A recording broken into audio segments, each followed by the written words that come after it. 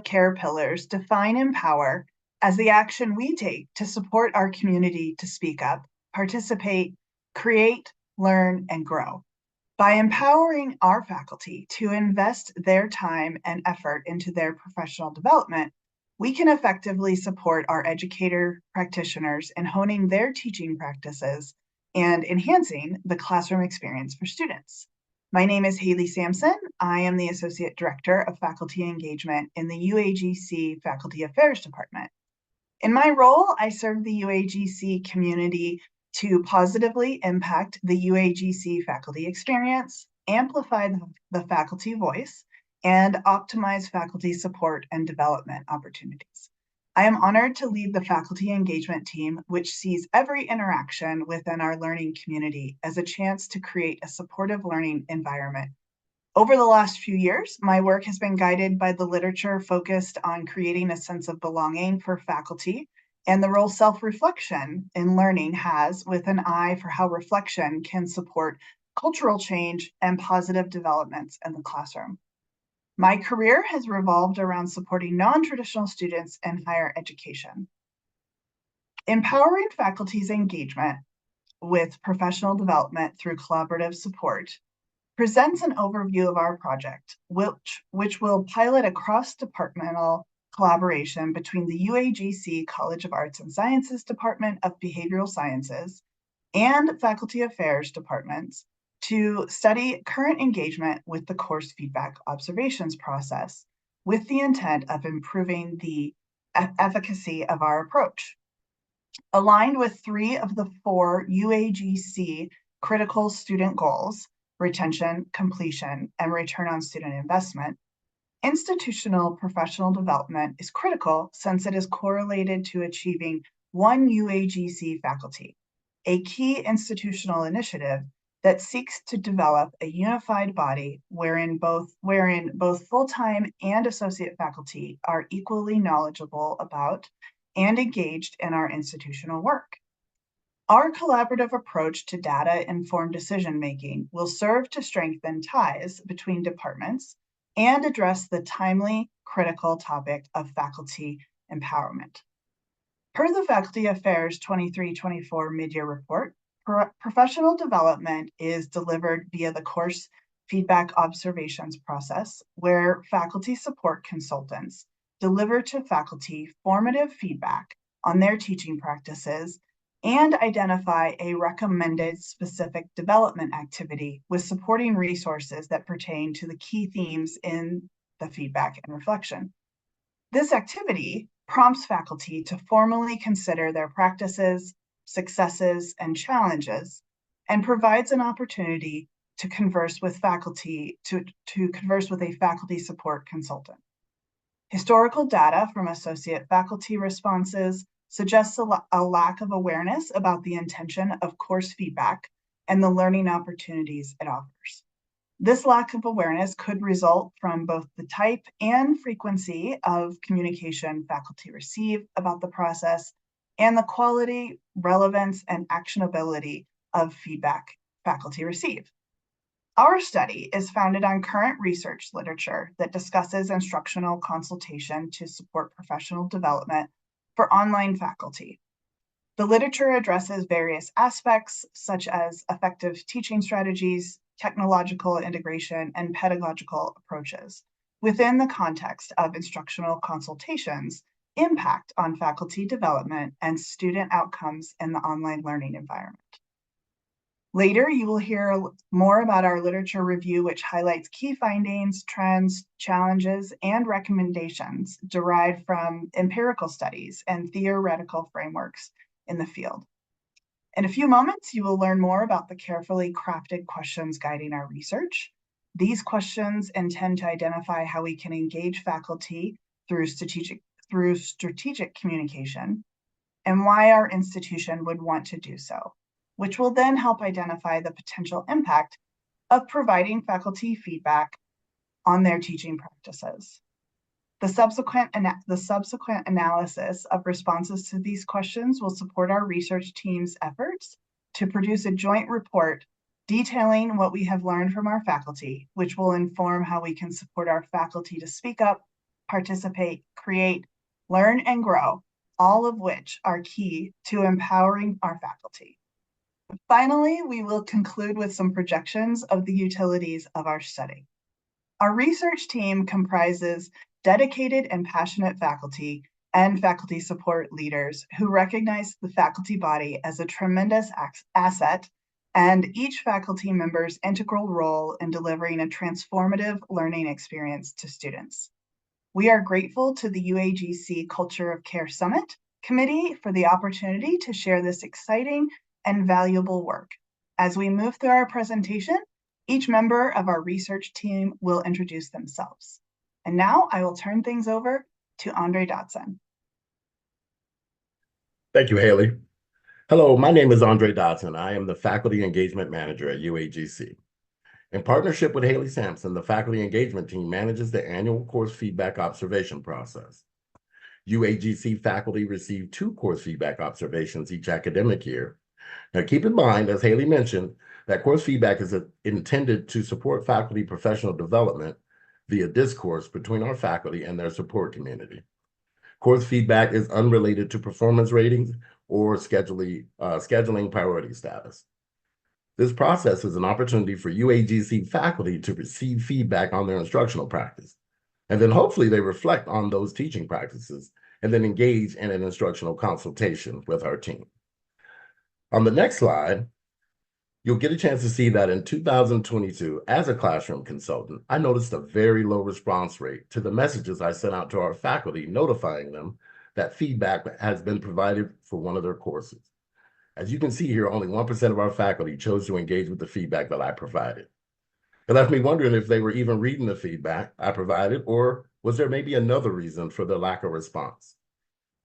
On the next slide, you'll see that in the fall of 2022, I decided to include a question in my quarterly poll that addressed the lack of response. The question I asked was, have you implemented any of the feedback from my most recent course feedback observation? One of the major takeaways from this poll question was that some of our faculty did not know what I was referring to. Far too many, if you ask me. I'll be 100% honest, that broke my heart.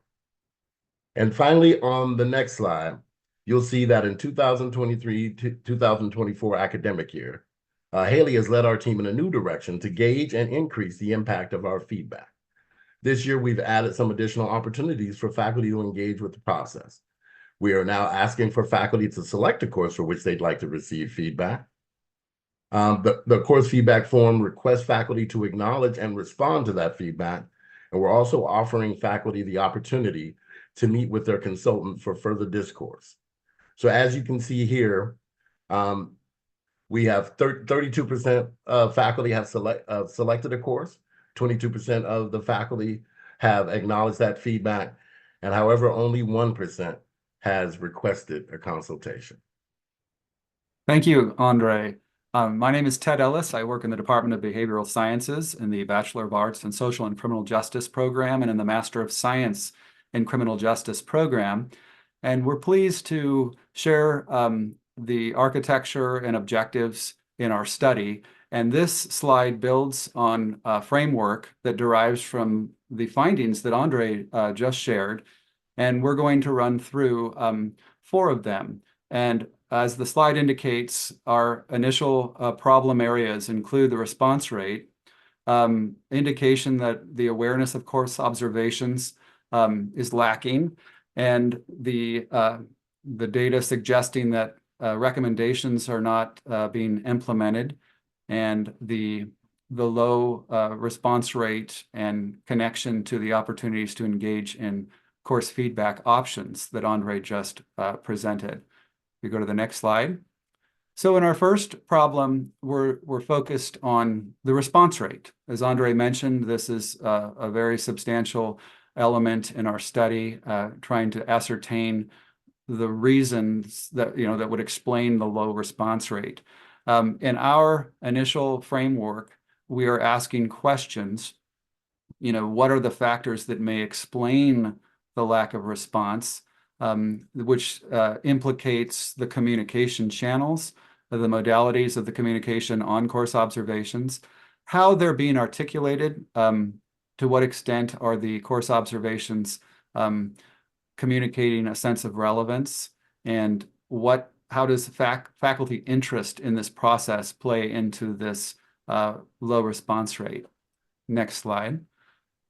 A second problem that is indicated in addition to the low response rate, but related to that, is the lack of awareness and what this process entails, or its purpose or relevance, which Andre shared.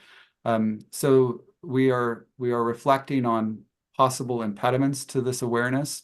Could this be due to the modality of communication? What explains faculty indicating a lack of awareness of the purpose of the course observation process, given the tremendous investment that's allocated in generating the course observations? This points to communication channels and to the location or how the course observations are distributed. So this is another problem area. Next slide. We're also looking closely or wanting to review factors that would explain non-implementation of the recommendations that are deriving from the course observations. So the course observation recommendations carry the potential to positively impact teaching practices and so forth. And so there's a concern, a question around the response data that indicates the recommendations are not being implemented. This points to reflection on our part. Is there an issue of clarity in the recommendations themselves? Are there measures that can be put in place to underline the relevance of the course observations, recommendations, how they connect with goals that faculty may have in their teaching practices? And I'm going to ask Andre to comment here.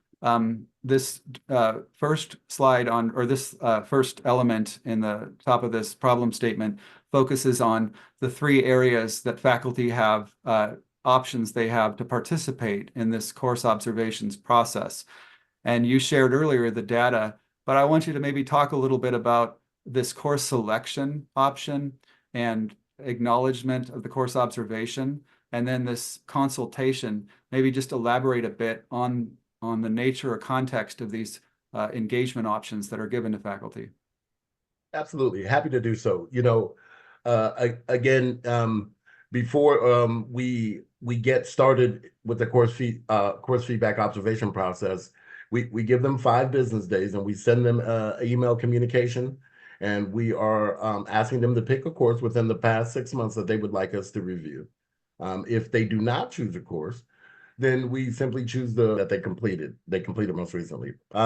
Next, inside in our faculty portal in the electronic form, they have an option to acknowledge the feedback. They simply click a button that says, I acknowledge the feedback that I just read. And then there's right below that, there is space for them to give us any comments, any feedback they'd like to give us on their feedback, or honestly, they can ask us any questions or anything at that moment. Also on the form, what we do is we include a link, and it is a bookings link where they can click that link and it will link to our calendar, and they can schedule, and that's the consultation piece. They can schedule a meeting with us where we can sit down and discuss their teaching practices in a one-on-one consultative situation. Honestly, the goal of those consultations is to help evolve the instructor's teaching practice to the place where they want to see it be, and a place where we feel it's going to be most beneficial to the student learning experience. And, you know, this one being at 1% is, honestly, it's the pain point right now. We would love to see that become the norm, where all faculty are choosing to meet with us about their teaching practices, and everybody we have teaching courses wants to constantly evolve their practices and be providing the best possible feedback we can provide for our students. Thank you, Andre. I appreciate the elaboration on those engagement options that are being presented to faculty. And the elaboration you just provided brings more context to the questions we're reflecting on that are flowing from the findings that you shared. And this indicates or implicates perhaps reflection on how the engagement options are presented. Are there potential modalities that we could consider to expand the communication channels that are currently in place? Could we find new ways to underline relevance and benefits of this engagement process? And then we need to reflect on the factor of time constraints. So we're taking the findings and we are starting with a recognition that there's a need to get more insight on what explains or what is explaining these outcomes that you're sharing with us from the findings. So that is the summary of the problem items that we're deriving from the data that Andre shared. And my name is Dr. Michelle Rosser Majors. I'm an assistant dean for the College of Arts and Sciences, and I've been enthused in researching about faculty instructor development for just over 10 years now. And so the design of this research, these colleagues working together collaboratively, is a very important part of how we want to support the faculty here at UAGC. So for our literature review, and there's a lot of it out there about faculty development, but we wanted to find some key areas, the most prominent themes out there of what affects both positively and negatively professional development engagement by instructors. Research, though, overall do agree that professional development improves not only our practices, but the student engagement and instructor satisfaction. So, of course, this really tells us that professional development is an important part of our practices in higher education. So 3 very dominant themes that we found were teaching satisfaction, motivation to engage, and that value added component to development opportunities, making it worth their while.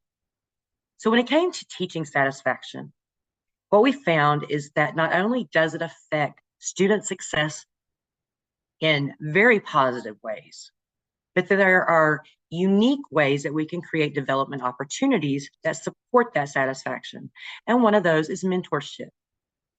By having our instructors look at those who do observations or performance reviews or are in places of leadership within different programs, and having the mindset change that these are mentors and not people just there to tell them they did good or did bad, that actually as mentors, having been in the fields for much longer, may have good advice. They do research in the field and want to help. So really providing that different dialogue about what that is, and that it could be mentorship. We've also found that not only student success is affected with satisfaction, but it ensures that there's a stronger student-faculty interaction in the classroom. The training also, what we found, increases satisfaction when they're applicable best practices, and these can be perceived sometimes. So finding out what your faculty, your instructors really feel like they need to better understand is by researching best practices. What is working? What is not working? What would work best? What's working with your demographic? Also knowing that different programs have different demographics of students. So different best practices may be applicable depending on that. Increased student engagement, another big one. Those that have developed themselves and work in relationship with others to continue in increasing their positive experience in the classroom and their practices actually have increased student engagement. And increased student engagement basically helps satisfaction. Why? Well, the light bulbs go off. Instructors love seeing their students want to provide critical dialogue and that they're learning and that they want to be there. And so practical strategies to help the students do that actually increases their enjoyment. And so motivation to engage. Teachers and instructors are very busy. Students can be very busy, especially in our adult populations. So what we found in the research is that different types of development opportunities need to be structured in certain ways to help increase that want to engage in that process. First of all, it needs to be structured support, not out of the blue. They need to know when it is, where it is, what it is, and how it helps. Dialogue and reflection, as Haley mentioned earlier. They want to talk about the practices, not be told. They want to reflect on their practices and what others are doing, and not just be told exactly what someone else thinks works. And then one of the bigger areas of engagement concerns is time consciousness. Are we aware of the time factors involved? Many people have very busy lives today, so having to take time out to get that professional development can be challenging. So Martin in 2023 actually said one of the bigger things when developing ways to engage with instructors in professional development is to offer choices.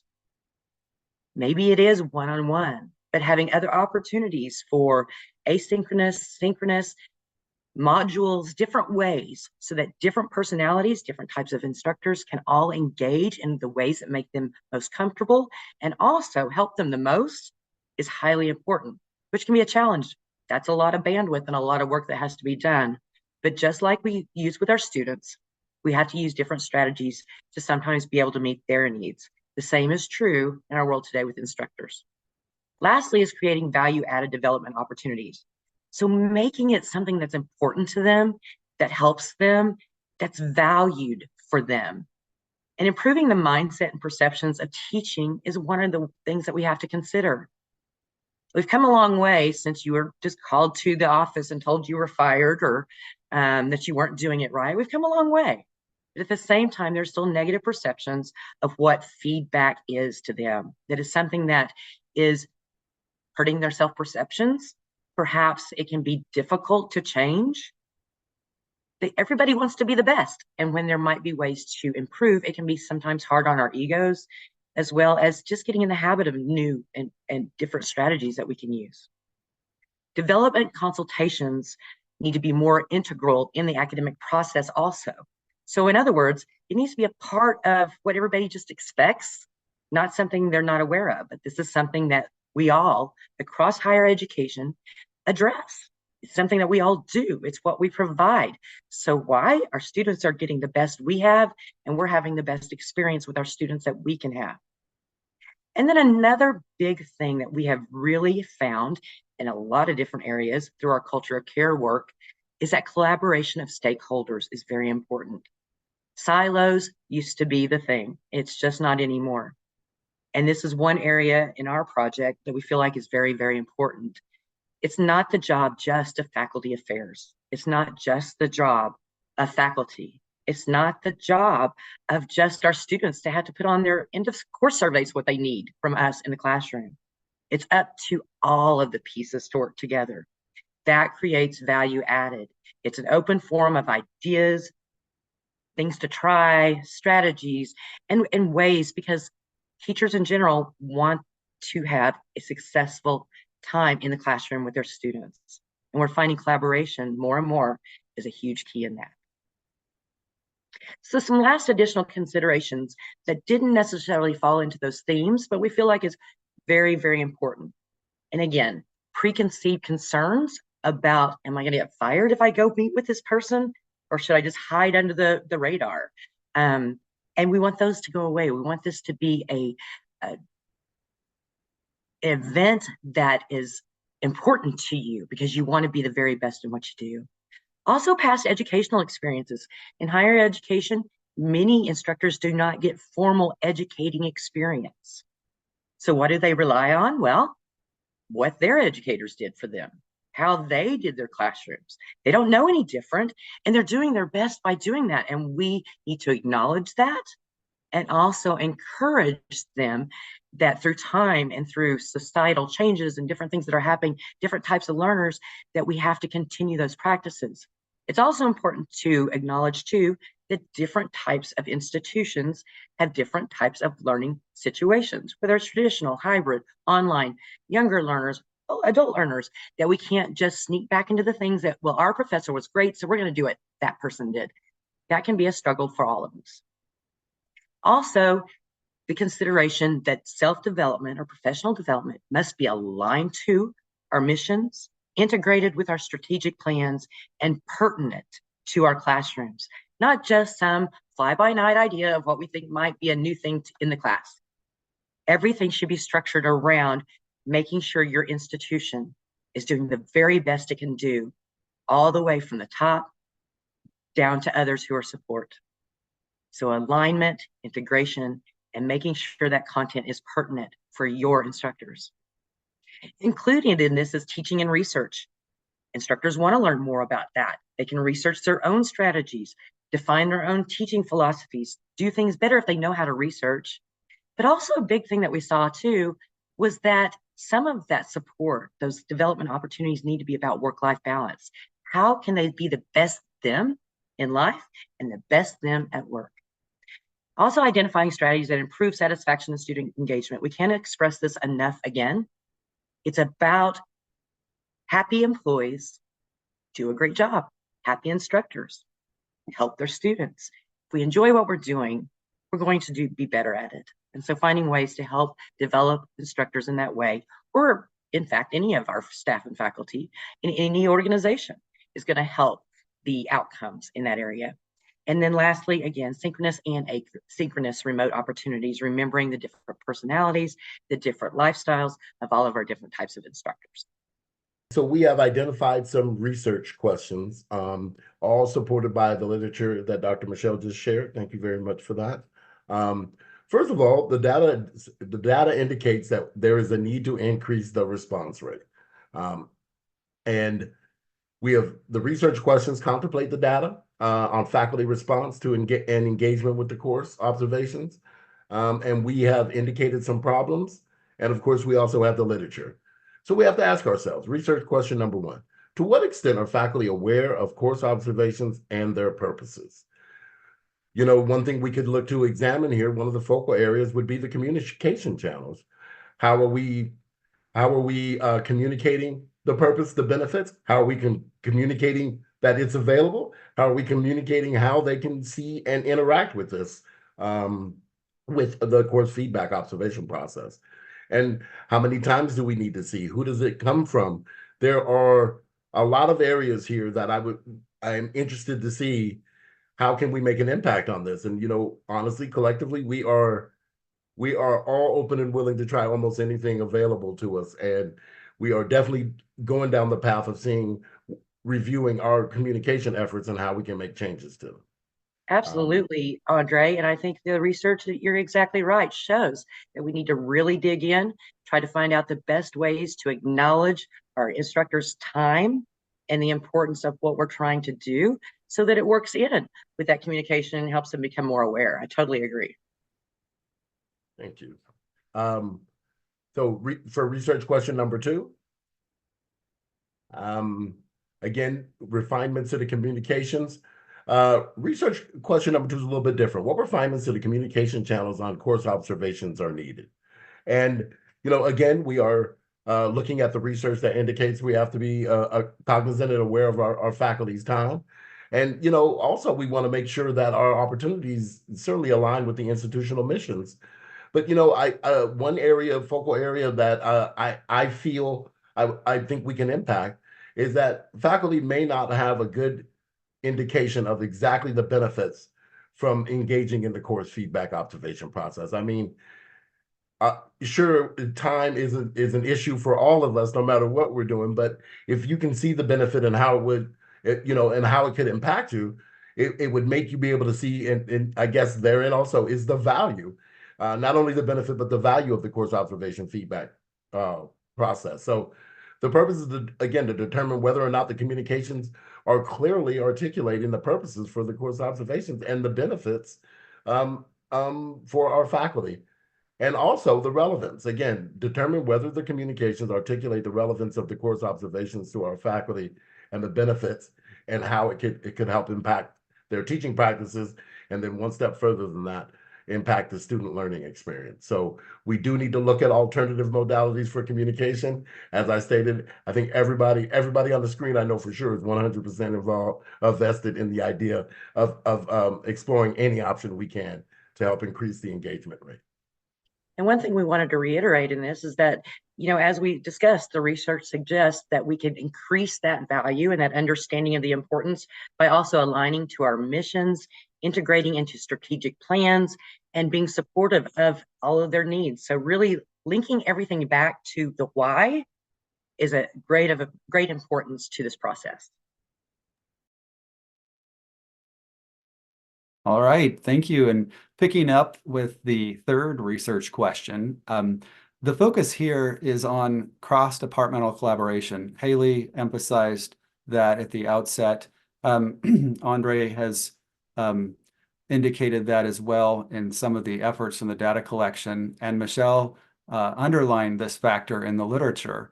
And so part of the nature of our study, in addition to examining factors that could explain the response rate, that could direct us to reconsider modalities of how the channels of communication are being expressed, and as Michelle indicated in the literature, reflecting closely on whether different types of communication channels are needed, whether they're asynchronous, synchronous, modules, etc. We also want to leverage the resources we have across departments and to build a sense of engagement among faculty in the observation process by bringing in other representatives from other departments in the process itself. So does cross-departmental collaboration increase faculty engagement in the observation process? And I'll ask Michelle to just elaborate again on this research of bringing together different sectors in professional development. Thanks, Dr. Ellis. You know, it dawns on me as I think of this is that old adage, it takes a village.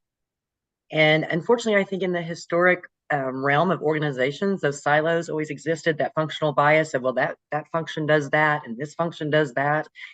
And what our research told us is that we're better with more voices. It takes a village. It takes different experiences. It takes involving everyone, which again creates its own challenges. We talked about being busy and you have to pull people in and things move fast. But the research suggests that collaboration is a big win when it comes to developing others. Thank you. And when we think about collaboration in this context, there are several opportunities that present themselves. Collaboration in the construction of the communications, collaboration in the reflection on the channels themselves, building the content. Andre talked about articulating the relevance and the purposes of the course observations themselves. Can we bring together multiple departments to leverage their insights on what might resonate most effectively? So there's several different dimensions to collaboration that are embedded in this question that we'll be reflecting on in this study. Next slide. And the fourth research question really ties into the culture of care pillar, empower. And we're wanting as a group to inquire on whether faculty regard the course observations as beneficially empowering. To what extent do they? Andre talked about relevance and purpose, and this really culminates some elements in our study. We want to understand how to take the work that's being done and not only make it beneficially empowering in terms of its architecture, but we also want faculty to regard it as such. And so, Michelle, if you could maybe elaborate a bit on this component. Absolutely, Ted. So, as you can see in the literature we've shared, that instructors need to be satisfied. We need to help be able to increase student engagement, instructor engagement in the classrooms.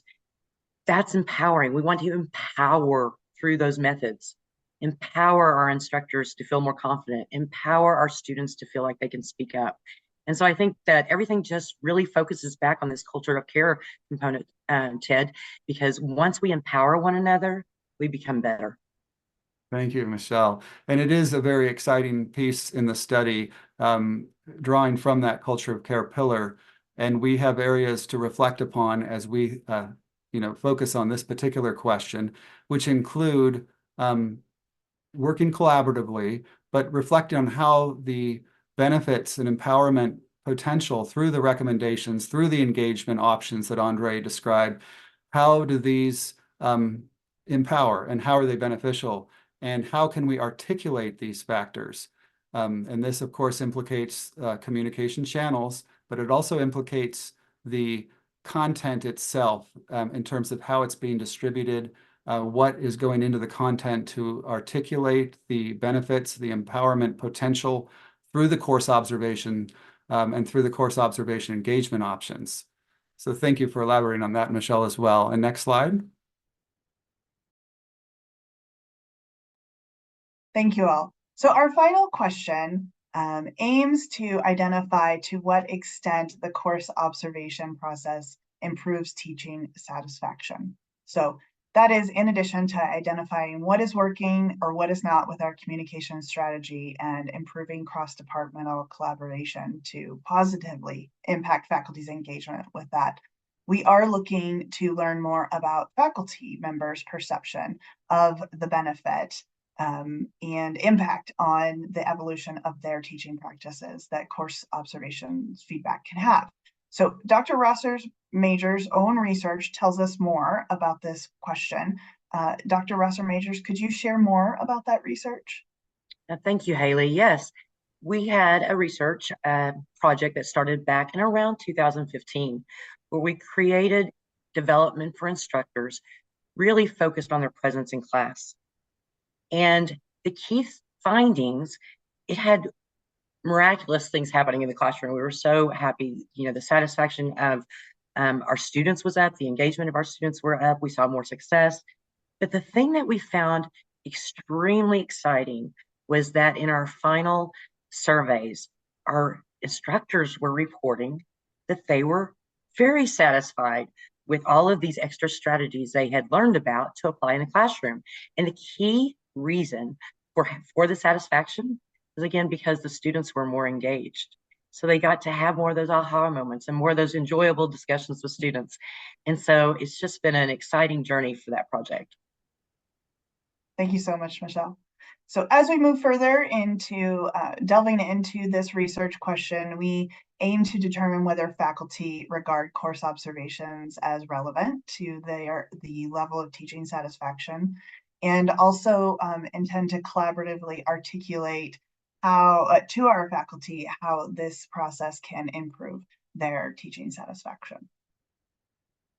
All right, so our next phase of our research project is to identify our hypothesis, research methods, the instruments that will support those research methods and ensure that they meet research standards. And finally, we will administer the surveys and analyze those responses. Team, is there anything you'd like to add about our next phase? Stay tuned. Thank you so much, Michelle. Your excitement. Let's share the projections for our utilities for this study. Absolutely. I'll kick us off here. So the projections and the support for the culture of care pillar, Empower. We'll be looking at the achievement of higher engagement with faculty with the course observation feedback process will lead to an improved instructional quality review score. And again, the instructional quality review score is their official review. And I'd like to lean back on some of the research that was just covered there. I would venture to say that an increased engagement with the course course feedback observation process to help an instructor inform their teaching practices and give the students a greater satisfaction, that the instructor will be able to take a greater satisfaction from what they do for us, and that would definitely lead to higher scores on a performance review or any kind of review of their course. I think that this would be a huge benefit for our faculty if they're able to get some feedback along the way that gives them some recommendations, that gives them some resources, and gives them one more extra tool that they can add to their classroom. And again, I keep going back to it, but that will improve the student learning experience and make it all that much better for our students. So I believe that utility is big for us. Andre, thank you so much. I appreciate how you continue to tie our efforts back to the student experience. That's very important.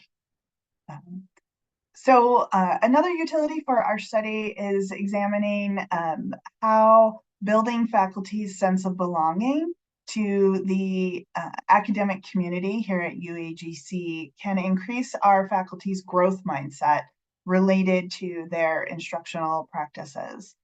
I believe that if, as an individual, you are with your people, that you are more likely to feel comfortable in evolving your teaching practices, perhaps trying new things, being more open to feedback, All right, and a third projected or anticipated outcome utility for our study is that this will increases in faculty engagement through refinements, through retooling, redesigning, collaboratively working on how the content is distributed and how faculty are engaged. Ultimately, will translate into increased faculty implementation of best teaching practices.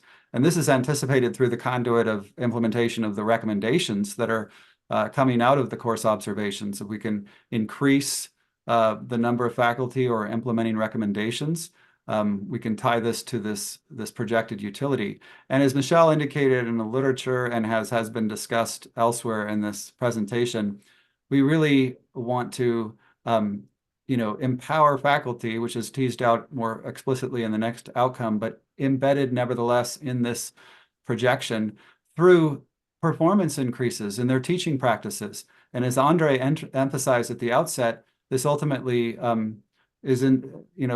projects realization of quality for the student experience in the courses, and that is really the framework for the entire focus, as Haley alluded to.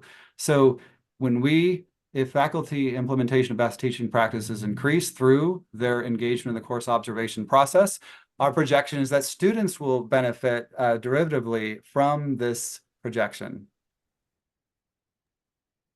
Thank you, Ted. And our final utility for today reaches right back into the glove of culture of care. Not only, as Ted said, teaching practices, as they improve, it empowers a faculty member. But as those practices increase, our hope is that the educators are empowered to be more satisfied and engaged, which induces more student engagement. It aligns with our strategic plan through the culture of care, and we look forward to reporting our findings in the near future. One last moment to highlight our references, and as we do so, want to offer anyone the opportunity to share any closing thoughts. I'd just like to say that I'm excited about where we're going. I feel very fulfilled for how far we've come, and I feel blessed to be able to work on this with the three of you. Actually, the four of you, including Dr. Schwartz, who's unable to be with us today. But thank you all for your time and putting your effort to this. It means a lot to me. Thank you, Andre. I'll just say briefly that I am excited at the connection between the focus in our study, the culture of care, pillar empower, and the potential to generate a sense of belonging, as Haley indicated earlier, among faculty, which ultimately would translate into advancement of the student experience. We encourage all of you to engage. We're here for you, and then we're very excited about this project, and I couldn't thank this group more for all of the important work that they've been working on. Well, I echo those sentiments, and again want to thank the Culture of Care Summit for providing us an outlet to share this work, and very much looking forward to the summit.